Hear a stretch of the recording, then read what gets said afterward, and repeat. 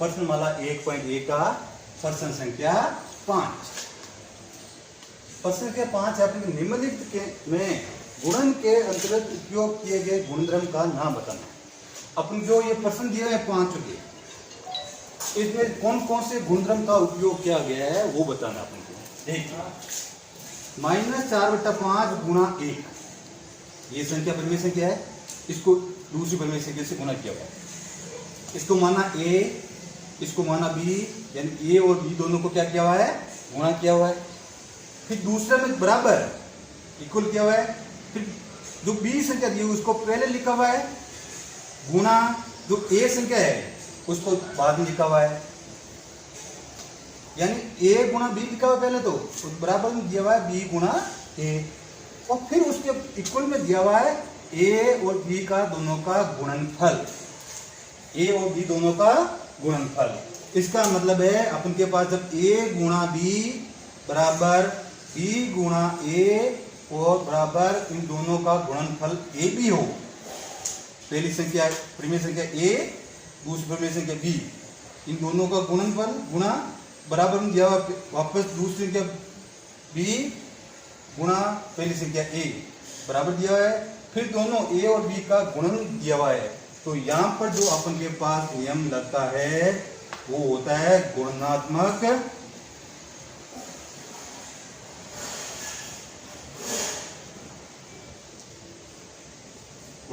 तत्समक नियम यहाँ लागू होता है। क्यों? क्योंकि यहाँ पर दो परिमेय संख्याओं का गुणा किया हुआ है। और फिर इसका प्रश्न संख्या 5 का जो दूसरा दिया हुआ है, इस दूसरे में अपन को बताना है। दूसरा -13/17 गुणा -2/7 बराबर दिया -2/7 गुणा -13/17। इसमें क्या है, तो -13/17 मान लो, इसको माना a परिमेय संख्या a, इसको माना परिमेय संख्या b, a गुणा b दिया हुआ है। फिर दिया हुआ है b गुणा a, क्योंकि b गुणा a दिया हुआ है, क्योंकि b पहले लिख दी और a बाद में दी। तो अपन के पास में जब परिमेय संख्या a और परिमेय संख्या b हो, तो बराबर में जब परिमेय संख्या b और परिमेय संख्या a दी हुई हो, यानी परिमेय संख्या a गुणा b और इक्वल में परिमेय संख्या b और a दिया हुआ है, तो क्योंकि परिमेय संख्या a और b गुणा a करें, जैसे 2 गुणा 3 या 3 गुणा 2 करें, तो दोनों का मान इक्वल आता है, बराबर आता है। इसलिए ये जो नियम है लागू होता है यहाँ पर, वो नियम है क्रम विनिमयता।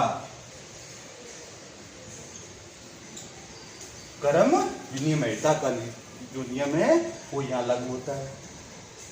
फिर आता है प्रश्न संख्या 3।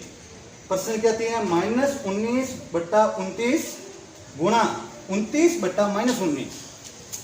प्रश्न संख्या दिया हुआ है -19/29, 19/29 गुणा 29/-19 बराबर 1 दिया हुआ है। अब आपको ध्यान रखना है, जो पहली परिमेय संख्या -19/29 और फिर उसको गुणा किया हुआ 29/-19, यानी इसका जो प्रतिलोम है -19/29 का जो प्रतिलोम है, प्रतिलोम वो क्या है, 29/-19। अपन को ध्यान ये रखना है कि जो परिमेय संख्या है, किसी परिमेय संख्या को उसके प्रतिलोम से गुणा करें तो उसका मान क्या आता है, 1। तो अपन ये -19/29 इसके प्रतिलोम 29/-19 इसके गुणा करें तो ये 29 कैंसिल, ये 19 -19, ये -19 कैंसिल, तो इसका मतलब बच्चा कितना, 1। तो यहाँ पर जो नियम लागू होता है वो होता है गुणात्मक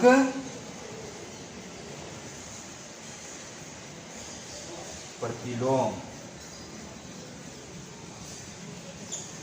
यानी आपके पास में जो पहला प्रश्न है उसमें होता है गुणात्मक तत्समक नियम लागू होता है, दूसरा है उसमें क्रम विनिमयता नियम लागू होता है, और तीसरा में गुणात्मक प्रतिलोम का नियम लागू होता है। अब अपन के पास प्रश्न संख्या 6। प्रश्न संख्या 6 है 6/13 को -7/16 के द्वित क्रम से गुणा कीजिए। अब यहां पर आपको प्रश्न पे ध्यान देना है कि 6/13 को का मतलब क्या है? गुणा।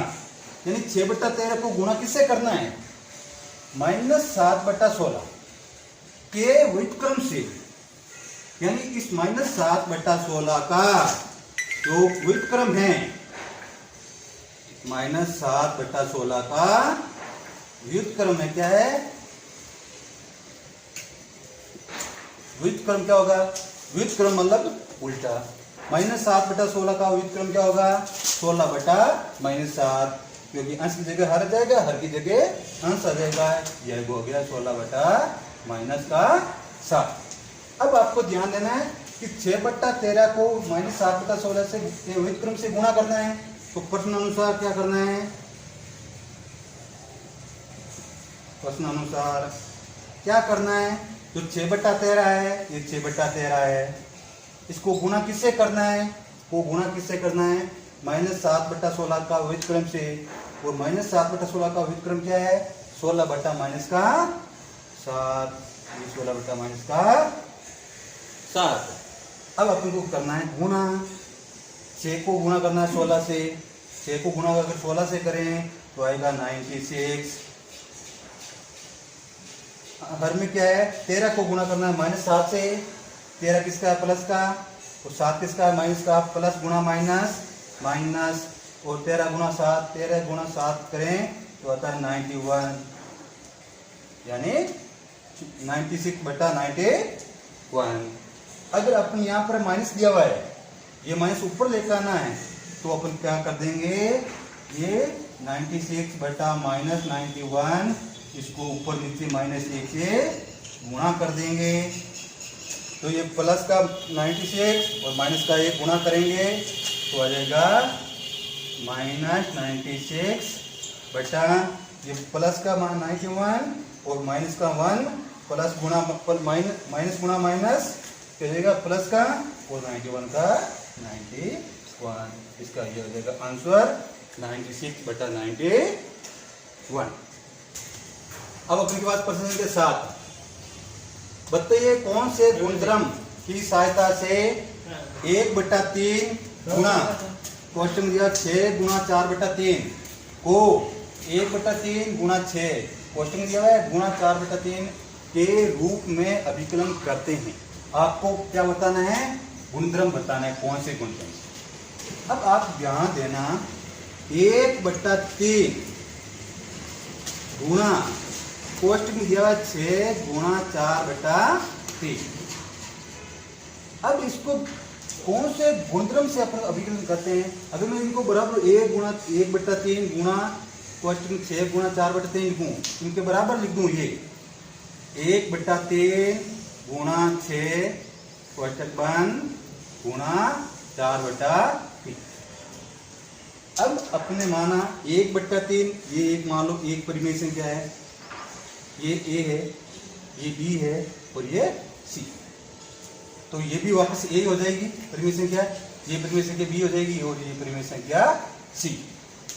अपन के पास में क्या है? ये ए गुणा कोष्टक बी गुणा सी और कोष्टक में बराबर ए गुणा बी कोष्टक बंद गुणा। जब 3 परिमेय संख्याएं आपस में गुणा दी हुई है और उनके मध्य में पहली संख्या को छोटे दूसरी दोनों संख्या को पहले गुणा किया हुआ है और इक्वल में पहली 2 संख्याओं को गुणा करके फिर तीसरी संख्या से गुणा किया हुआ है, तो जो ये जो नियम है ए गुणा क्वेश्चन में बी गुणा सी इक्वल ए गुणा बी क्वेश्चन में गुणा किया हुआ है सी से, तो जो ये जो नियम है ये नियम है सहचारिता का नियम।